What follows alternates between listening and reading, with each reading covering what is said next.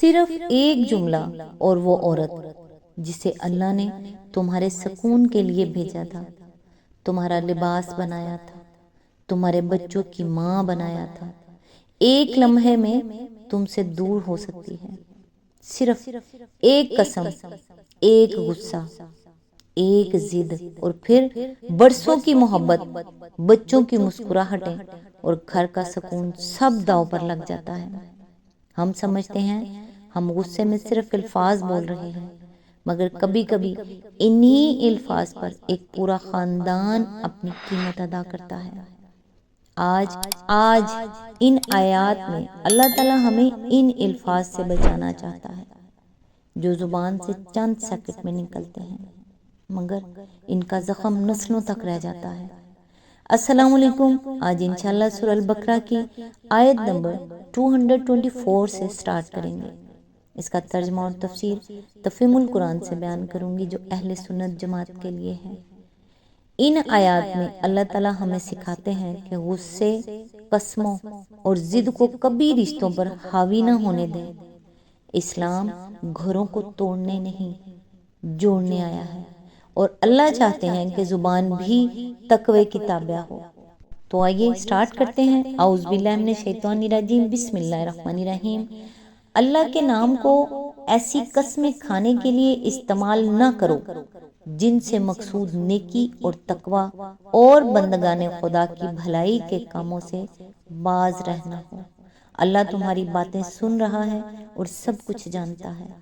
اس کی تفسیر ہے، احادیث صحیحہ سے معلوم ہوتا ہے کہ جس شخص نے کسی بات کی قسم کھائی ہو اور بعد میں اس پر واضح ہو جائے کہ اس قسم کے توڑ دینے ہی میں خیر اور بھلائی ہے، اسے قسم توڑ دینی چاہیے اور کفارہ ادا کرنا چاہیے۔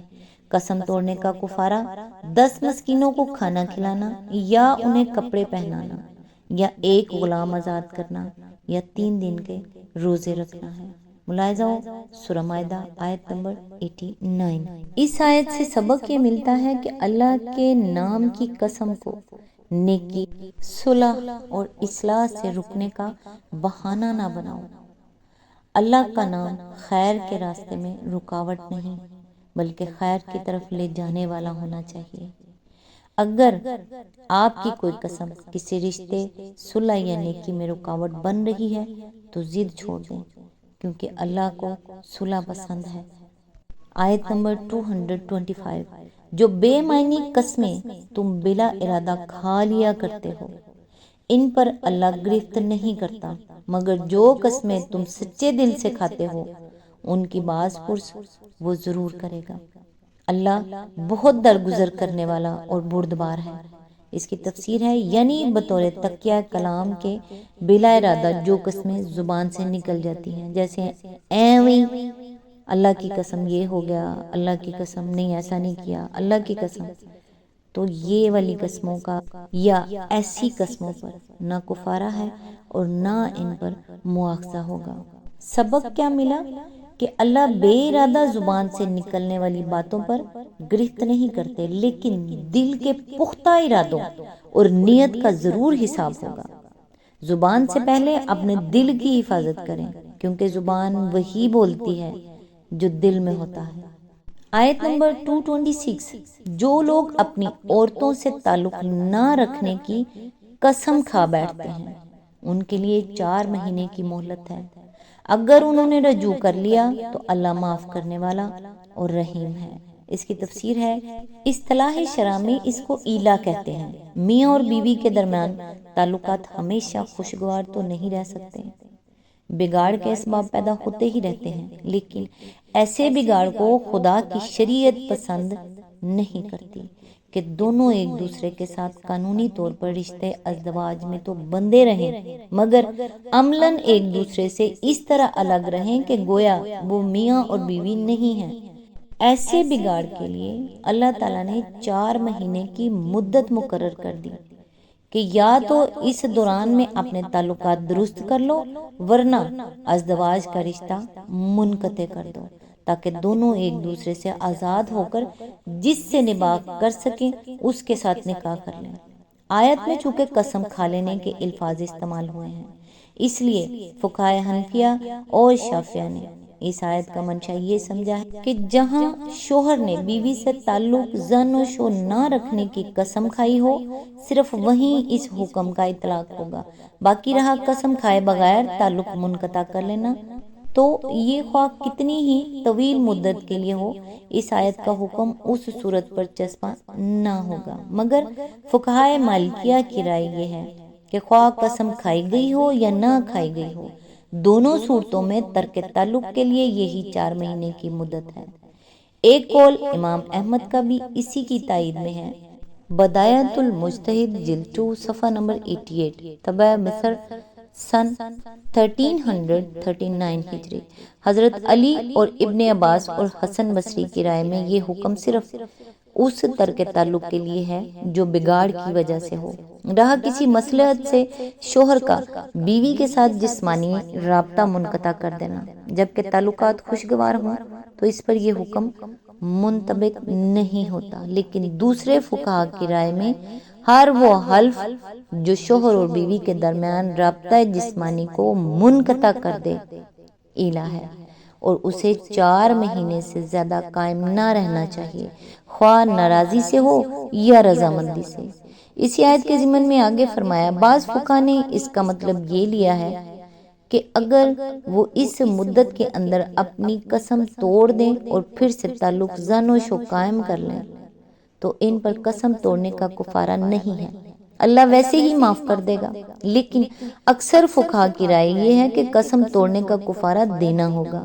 غفور الرحیم کہنے کا مطلب یہ نہیں ہے کہ کفارے سے تمہیں معاف کر دیا گیا، بلکہ اس کا مطلب یہ ہے کہ اللہ تمہارے کفارے کو قبول کر لے گا اور ترک تعلق کے دوران جو زیادتی دونوں نے ایک دوسرے پر کی ہو اسے معاف کر دیا جائے گا۔ اس آیت سے سبق یہ ملتا ہے کہ اسلام میاں بیوی کے تعلق کو معلق رکھنے کی اجازت نہیں دیتا۔ اگر اختلاف ہو تو شریعت نے اس کے لیے بھی حکمت اور مدت مقرر کی ہے تاکہ ظلم نہ ہو۔ خاموشی، ضد اور دوری کو سزا نہ بنائیں۔ اگر مسئلہ ہو تو اللہ کے بتائے ہوئے طریقے سے حل تلاش کریں۔ آیت نمبر 227، اور اگر انہوں نے طلاق ہی کی ٹھان لی ہو تو جانے رہیں کہ اللہ سب کچھ سنتا اور جانتا ہے۔ اس کی تفسیر ہے، حضرت عثمان، ابن مسعود، زید بن ثابت وغیرہ ہم کے نزدیک رجوع کا موقع 4 مہینے کے اندر ہی ہے۔ اس مدت کا گزر جانا خود اس بات کی دلیل ہے کہ شوہر نے طلاق کا عزم کر لیا ہے، اس لیے مدت گزرتے ہی طلاق خود بخود واقع ہو جائے گی اور وہ ایک طلاق بائن ہوگی، یعنی دوران عدت میں شوہر کو رجوع کا حق نہ ہوگا۔ البتہ اگر وہ دونوں چاہیں تو دوبارہ نکاح کر سکتے ہیں۔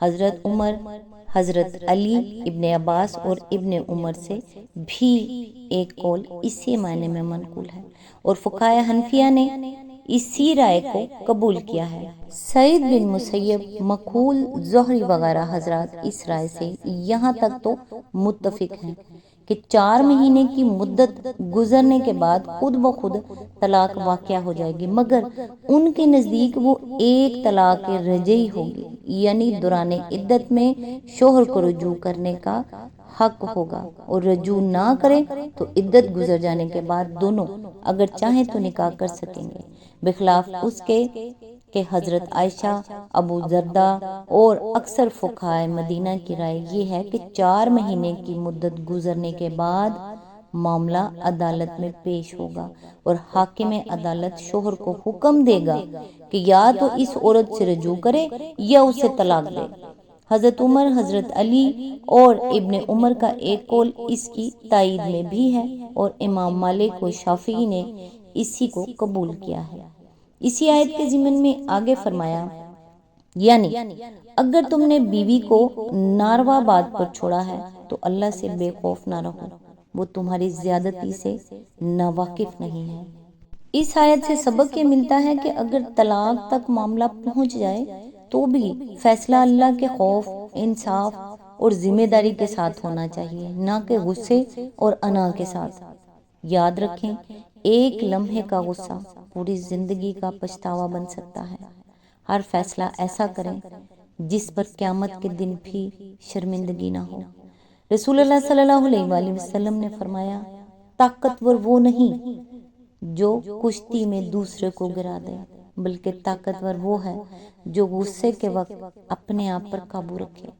صحیح بخاری حدیث نمبر 6114، صحیح مسلم حدیث نمبر 2609۔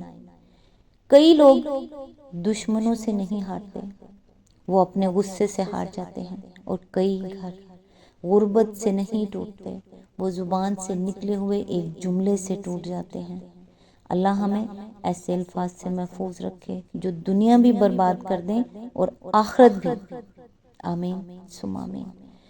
آج بس یہاں تک ہی، نیکسٹ انشاءاللہ آیت نمبر 228 سے سٹارٹ کریں گے۔ تب تک کے لیے دعا میں یاد رکھیے گا۔ اللہ حافظ۔